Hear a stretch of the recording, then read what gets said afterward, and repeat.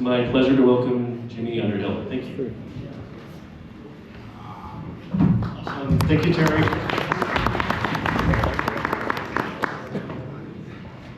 Okay, so I'm Jimmy Underhill. My company is EVSwap, and happy to be here at the third year at State of Charge. It's a super cool event. So my presentation will focus here on the LEAF-based conversions. So a little background on me and my car guy cred. This is me in 2008 winning my first SCCA Pro race in Iowa. I raced for Volkswagen and the clean diesel Jetta TDI you can see there. But it was a really great experience to learn about pro racing and going fast. That's my spec Miata. That's where I started out racing. That's down in Phoenix. And I have 2 lap records in the spec Miata and still own that car to this day. So I started out at the Bob Bondurant School of Performance Driving in Phoenix. And I drove a couple Formula 1 cars. They're super scary. Probably the most scary thing I've ever done behind the wheel of a car.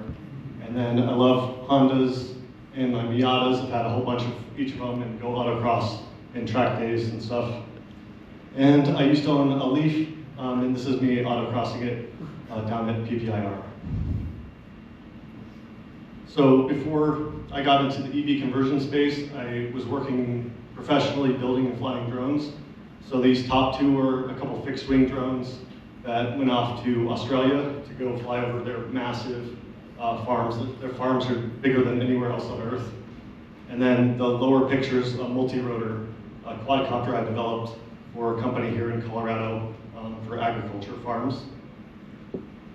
So that's the inside of the fixed wing. It sort of looks like an EV. There's all sorts of modules made by different manufacturers, and there's a lot of wiring, and everything has to be configured to work together.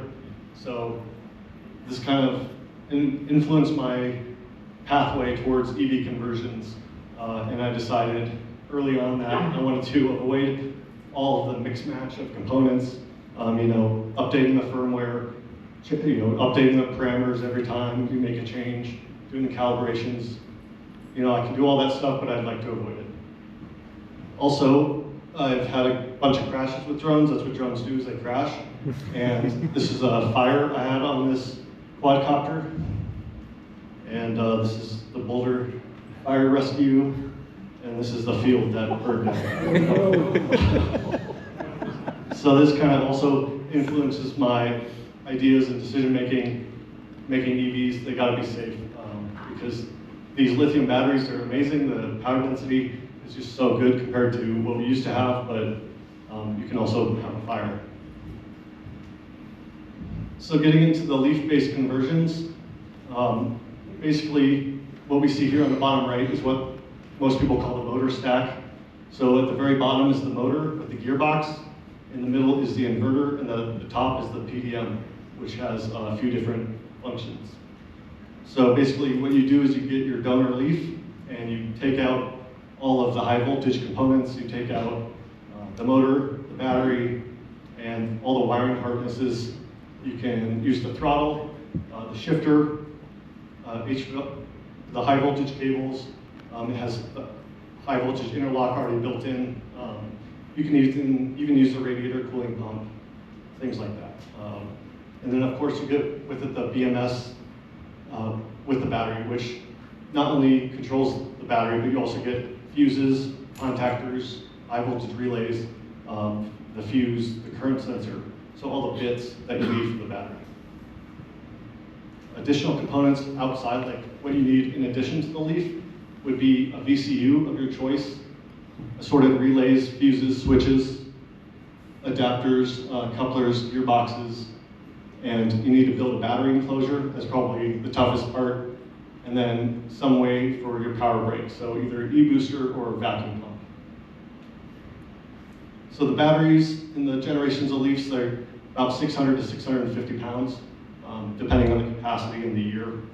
The final drive ratio is 8.19 to 1. So if you're going to ditch the gearbox and use your own, then that's kind of a ballpark where you can either go up or down on that based on maybe the weight or your performance goals.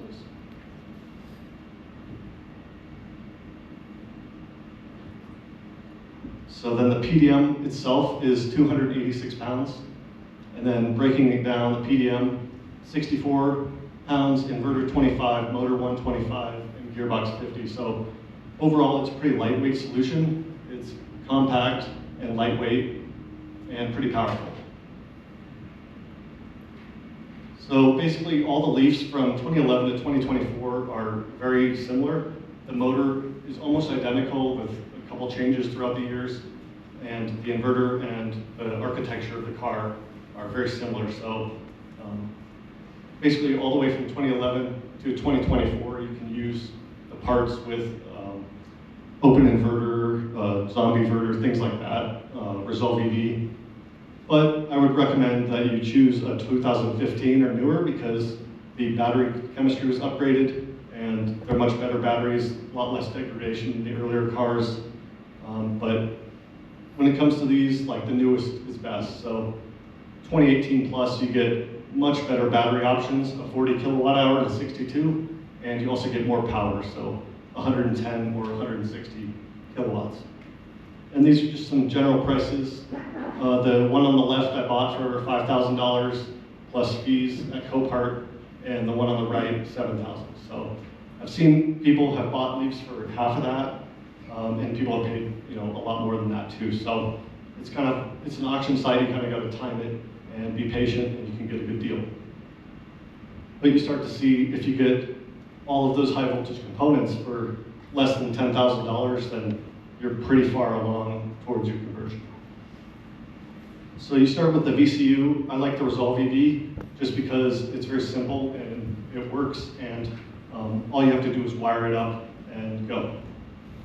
So you connect that to the PDM. There's a few wires. You connect it to the inverter, and you connect the CAN bus wire up to the battery. And then you have a high voltage connection between the battery and the PDM, and a high voltage battery from the charger to the PDM, the charge plug. And then you add your throttle, your key, and your neutral drive selector. And then the Resolve EV will also output your reverse lights and your brake lights. It also has an OLED display, and you can add aftermarket gauges like this tachometer from Speed Hut, which is a new development. Lots of cool aftermarket gauges. Everything from temperature, RPM, voltage, amps. So really cool analog gauges. But just going back, so you can see the green is CAN bus and a few low voltage communications, and the orange is the high voltage. So there's very minimal high voltage connections. All you have to make is from the battery to the PDM, and of course from the CHAdeMO or the J7072 to the PDM. And then internally, the PDM manages that high voltage and outputs 12 volts on the DC-DC, and it also will regulate the motor and send voltage to the inverter when it's needed to. Also, all of these components have the high voltage interlock, like we heard earlier from Andrew, and they also have ground isolation monitoring. So you get all the benefits of the OEM protection in the circuits when you use the Leaf components. So there's a bunch of layouts. You can use the Leaf motor in almost any configuration. On the left is the two-wheel drive transverse. The top is the CRX, and the bottom is the AC/DMC. Really cool DeLorean, but you can see they both utilize the Nissan gearbox, and they both have the inverter there and the PDM just kind of where they fit. Everything's not stacked on top of each other. And then on the top right is the rear-wheel drive configuration. So that's just a normal 5-speed manual transmission. You could hook that up to any type of conventional rear-wheel drive setup. And then of course, this is my Land Cruiser on the bottom right, and this is using it as a 4x4 transfer case. So you can see if you keep it in the two-wheel drive transverse, it's way simpler. Just mechanically, there's a lot less going on. all you need to do is adapt your CV axles. Whereas if you try to do one of the more complicated adaptions, like on the right, there's more things involved, more machining, adapter plates and couplers. So it kind of depends on your goals and what your plans are. Also, if you use the 5-speed transmission, you have a lot of ratios to choose from, whereas if you use a fixed ratio, then you're stuck with one gear ratio, which, depending on, again, what you're doing, that might be fine. So this is some close-ups of the LEAF battery. So it's pouch module cells, so they need to be compressed. So that's what all these plates are, is they compress the modules together, because otherwise they'll expand and they'll start being damaged, and so when you build a box, you need to compress them. And you can see, this is the battery box for my Land Cruiser. I've got 2 stacks. You can see in the back of the battery box, there's like the vertical stacks of cells. So I doubled that up and I stacked them on top of each other. And you can see all the bracing, the steel plates that I used to brace all around it. And then I put the contactors and the fuses and everything else on the side of that box. And this is the latest one I did. And in the top right is the raw cells. And you can see again, I have the frame built around them to compress them and hold them together. And then below that's the bus bars. So I was able to chop up the original bus bars and use all the OEM connectors, and it has a really nice plastic isolating system to keep all of the little brass bus bars from touching, which is really cool, another benefit of using an OEM battery. And then this is an aluminum box I made for it, and I split it into 2 halves so that the drive shaft could go through the middle.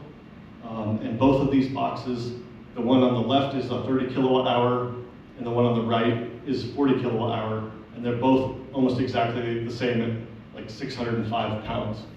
So the one on the left is a steel battery box with lighter modules, and the one on the right is heavier modules, but it's aluminum.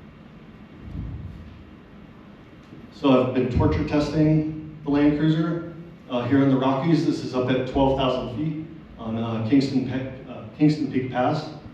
And I was up at 12,000 feet at 18% charge, but then when I went all the way back to town, I was up over 30% charge from the region. And here's out in Moab. I did the steepest ups and downs that you pretty much can do, and really putting it through its paces. The middle one is on Hell's Gate, and it's a really long and steep obstacle, famous out there, but I was only using about 20 kilowatts peak to climb it. So mostly like 10, 15 kilowatts is all you need to drive in terrain like this. This is in Sand Hollow, and this is the first failure I had, where my center diff lock broke, and it just unloaded all the torque through the front wheels, and it made a bunch of smoke, and I wasn't able to climb. And then this is doing some water crossings, actually just a couple weeks ago here in Colorado. So when I built the box, I built it as waterproof as I could because I wanted to go water crossings. And then I did some towing with it. So I put my Miata on my trailer, I had to tow it across town, so I used my Land Cruiser. And actually, I was pretty impressed with how it towed. It's a little sluggish initially off the line, but once you get up to 30, 40 miles an hour, it had plenty of power to go. So if you think you could do it with a Nissan Leaf motor, you probably can. It's actually really tough little unit. So looking forward, there's some upgrades coming to the Resolve EV. Touchscreen display, of course the speed hut gauges, a full wiring harness plug and play that you can just buy off the internet and plug in, and a boat throttle or RPM hold so that you can set throttle like in a boat just to hold a constant speed, and that might be good for a tractor or constant speed applications, maybe an airplane. And Resolve EV is going to start supporting the Volkswagen, the ID series. So I think here in the US we only have the ID.3 or maybe ID.4, I don't know. But there's like 3, 4, 5, 6, 7, and maybe even 8. And they're all different Volkswagen electric cars. They have a lot of horsepower and batteries up to about 80 kilowatt hours, and CCS charger and 11 kilowatt level 2, and all of that will be compatible with the Resolve EV coming in a couple of new updates. So the benefit of using the unmodified OEM hardware, like we learned from Chris earlier, is that we're using the OEM CAN bus commands, which means that the inverter, the motor, they're all in the safe range where the engineers at Nissan have spent countless dollars on R&D. So we're keeping it in the safe part of the power band. We're not pushing it, and it's just going to work and be reliable and work for years to come. Of course, if you get rid of all that stuff and you put your open inverter board in here, you can get more power, faster acceleration, and all that stuff, but maybe it starts to stutter at certain RPMs, or it's not as reliable as it would otherwise be. So that's a benefit of using the OEM stuff, especially like where I'm looking at it from converting a car for a customer. I want to give it to them and know that they can't get in there and like start messing with parameters, and maybe they accidentally turn the low voltage cutoff off, or they're just adjusting things that they really shouldn't be adjusting. By using the Resolve EV and the OEM stuff, there's nothing they can adjust, and it's good to go forever. So the big news is that with the Resolve EV, you're going to be able to use any part of the LEAF with any part of the Volkswagen ID. So if you want to use a Volkswagen motor with the LEAF, or with the LEAF battery, or vice versa, if you want to use the CCS charger on your already converted LEAF, you can do that. So any combination of battery and motor, or any combination of parts from these two vehicles, you'll be able to use together, which is really cool. Oh, and also the Resolve will support Orion BMS.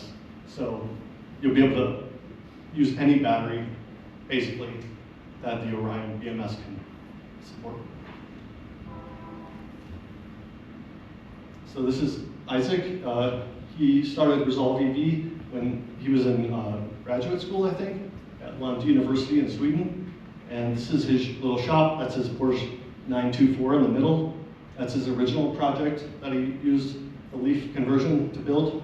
And then the top left is their latest project to test out the Volkswagen stuff. That's their Porsche Boxer.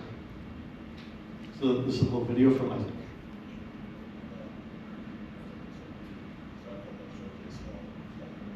I don't know if you can hear this.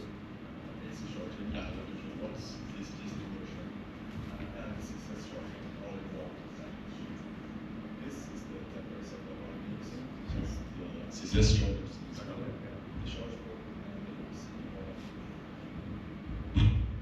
Right. Let's see if we can get this. Well, Jimmy also made a short video about what we're doing here at Resolve EV. So I thought I'd showcase our upcoming product, which will enable AC charging at 11 kilowatts, DC-DC conversion, and CCS charging all in one package. This is the temporary setup I'm using to test the CCS chargers charge probe and the receipt of since this is an all-in-one kit, it will be more affordable and easier to install. Soon release more updates on this All right, so basically that was his Porsche 924 test car, and the gist is that they're going to be offering a plug-and-play CCS kit for the Resolve EV. So just plug it in and it'll work. So now I've got some LEAF trivia. I got some prizes to give away. This is going to be autocrossing the LEAF because I love LEAFs. So I got a couple questions. All right. So the Nissan LEAF has been manufactured since 2010. Does anybody know approximately how many have been manufactured total?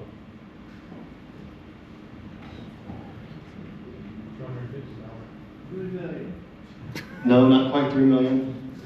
Anybody else?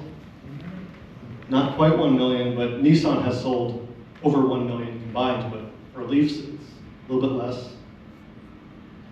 300,000. No, a little too low. Come on. A little bit higher. 750,000. That's close enough. It's 650 as of September last year. So what you get is a little sticker pack. You get your own I'm Electric Bitch sticker.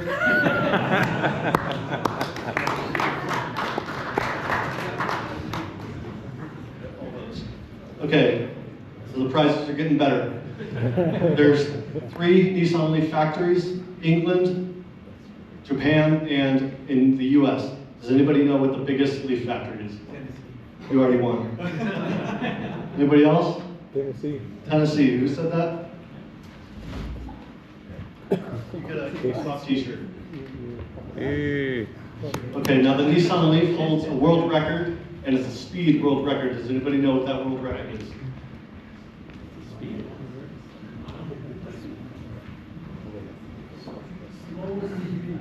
No? I'll show you the prize, maybe that'll entice you, some EVSwap coffee.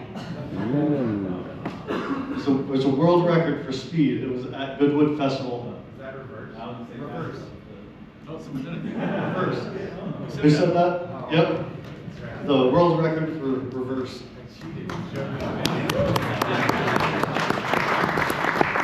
Also, does anybody have any questions?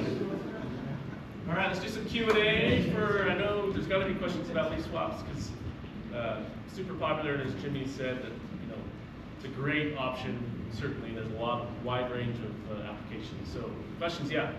So I've heard you can tune these actually, double the power output. Have you done that? Know how to do that? Yeah, you certainly can.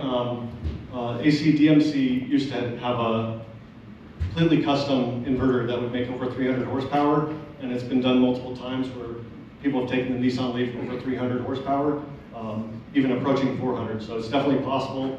The cooling is not adequate enough, and so after like prolonged pulls, it'll start to overheat. You can't cool it down, and you need really good batteries. Yeah. Is that so? It is a hardware change or is it software? Yeah. Well, you need hardware basically. If you use an open inverter board, you can get a little bit more power, or you can use a totally custom inverter. I think the open inverter picks up like 20 kilowatts. Yeah. Okay, yeah, Kevin. What's the C rate on the different generations of batteries? I'm not sure if it's even published, but basically the horsepower dictates the C rating. So the early Leafs are only about 100 horsepower, 80 kilowatts, and there is significant voltage sag at even that level. So the later Leafs, the 40 and the 62, have a lot less voltage sag, so they're probably a higher C rating, but I'm not sure exactly what it is. What's the chemistry difference? The early ones are lithium phosphate, I think, and then the newer ones are lithium, manganese, cobalt, I believe.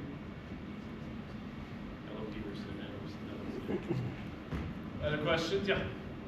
Have you found a source for batteries or just? Legacy EV sells Nissan Leaf batteries. You can go buy one right now. Otherwise, I've been getting them from just Copart auctions. But there are a lot of companies that break down Leafs and put the batteries in for sale. So I've seen Leafs have like on the display to show what the remaining capacity is based on its age and usage and all that. Yeah. Is there like a threshold that you kind of try to stick to? How much capacity or how many bars are left on it when you buy used Leaf batteries? Yeah, basically on the dash it shows you the state of health, and I mean the more the better, right? It really comes down to what price you're paying and what your goals are. Again, like I would not pay top dollar for one that, like if there's 12 bars and if it was 10, that's I think 50% is what I would pay. And like when I built my Land Cruiser, I tried to get the newest battery, and I bought it at the very end so I could put it in. And even that one was about 11 out of 12 bars, and now it's degraded further. So that's one thing. The older the Leaf, the more degradation, especially the older cars. There's cars out there that barely get 20 miles of range. So newer is best, definitely for a Leaf. Didn't you say quickly that didn't Dave get lucky with the? Yeah, so Dave, my customer with the black Nissan pickup out there, actually had his battery was replaced under warranty June of last year, and then it was crashed and totaled like in July, and then we bought it in November or something. So his battery is practically new. It only had about 9 charge cycles. And with the Leaf, with the BMS, you can look at all this up with your phone, with just a smartphone app. You can get all of this information from the Leaf battery. Dumb question. Are Nissan selling packs, or do you have to only get it from? Yeah, they're selling packs. I did see at one point they were selling the 40 kilowatt and the 62 brand new, but I tried to find that source again and I couldn't find it. But it was like a Nissan dealer website. So there are part numbers and you can get a lot of the parts, like the internal battery pack, bus bars and modules. You can buy all that stuff new. Do you add liquid cooling to your LEAF batteries? Currently, no. Just with the, I think if you use the same power output that the LEAF would have, I don't think there's a need to necessarily cool it because they kind of built that in. And when I used to daily drive my LEAF all the time, even a day like today, the hottest day in summer, and I'm driving it back and forth and quick charging it and stuff, I never really saw the battery get more than 110, 115 degrees, that's Fahrenheit. So that's still well within the limits. So I just don't think it's necessary with low power output of the LEAF. You mentioned that you'll be using the Volkswagen motors. Have you been able to get the software and all the what size that it, but it's been proprietary locked down? Yeah. So that's what Isak is working on right now, and like you say, that it's a challenge, but they're working through it and they think they've got a solution. Do you know if the Resolve is able to control the newest LEAF? Because I thought it needed like 18 or 19 version. Oh yeah, so the Resolve was limited to 2018, but now it can support all the way to 2024. And Dave's truck has a 2019 motor and everything in it. Can you use a different battery with that stack? Yeah, so if you, right now, if you want to use a different battery with the LEAF stuff, you would have to use open inverter, or is it Thunderstruck, that's the other one. You'd have to use something like that. In a few months, the Resolve EV will allow you to use the Orion BMS, and at that point, then you can use the Resolve. But yeah, the answer is yes. Do you got any swapping out of cells? Like, because I know you can look at the individual cells and this one's dying and this one's okay. When you swap any out to see if how the computer handles that, if it cares, which is something different. I haven't, but yeah, that's a common practice that people do. But generally, I think with lithium batteries, that's pretty rare. Usually the whole pack itself ages together. The old NiCads, it seemed like individually they would go bad, but with the lithiums, it seems like they all kind of have the same health. Yeah. What sort of range are you getting in what environments, like driving on the road versus driving on the trail or something like that? So in the Land Cruiser, it's a pretty bad range. It gets about 70 to 80 miles if you drive it gently in the city. Off-road, it's about the same, maybe a little bit less. I actually thought it would get better off-road, but it turns out that I think it's like all the small undulations, the rocks and the bumps that you have to use energy to get over, but you don't get regen back when you come down the other side of the rock. But the biggest thing is elevation. So if you start at a low elevation and climb, you're going to use way more battery than if you do vice versa. That's by far the biggest. And then in Dave's Frontier, we haven't done a full range test yet, but it's extremely efficient, that little pickup truck. It's lighter than the LEAF, and it's smaller in a couple dimensions. So we think it can go maybe 150 plus miles. I'll let you know if I don't make it home. Can you change the angle on the motor? You mean like rotate it? Yeah. I think so. I have seen people have run it like in a Volkswagen sideways. I think that you could probably do that. I don't know for sure. But it's about 12 inches cubed, so it's pretty small. You said you had a shop you were working on, maybe converting customers' cars. How many have you done? Yeah, I've got my shop EVSwap here in Colorado, and I've done one vehicle. Dave's is my first customer, but looking to get more. You do an FJ40 now. Yeah, and I'm working on an FJ40 Land Cruiser right now, but that is using a Tesla-based system, so not quite EV. Yeah. Are you also repairing leaves? Yeah, I could do that. The big thing with LEAFs is changing the batteries, and yeah, I've helped Scott with that with his LEAF, and yeah, that's something that it's actually really easy with the LEAFs. You pull a battery out and put a new one in a matter of like an hour or two. So with the Resolve AV, you can use the Chad mount the same way to do CCS with the LEAF. Yeah, so I think there's two ways. You could use the CCS to CHAdeMO adapter, or we're going to be using the Volkswagen CCS charger with the Resolve EV, and that'll communicate through the CAN bus to the controller and seamlessly charge the battery, no problem. Yeah. Do you plan on trying that map yourself? Yeah, definitely. I plan to, in my Land Cruiser, it desperately needs more batteries, so I want to try putting the Volkswagen battery in it and the Volkswagen charger at the same time. More questions? All right. Thank you. Thank you, Jimmy.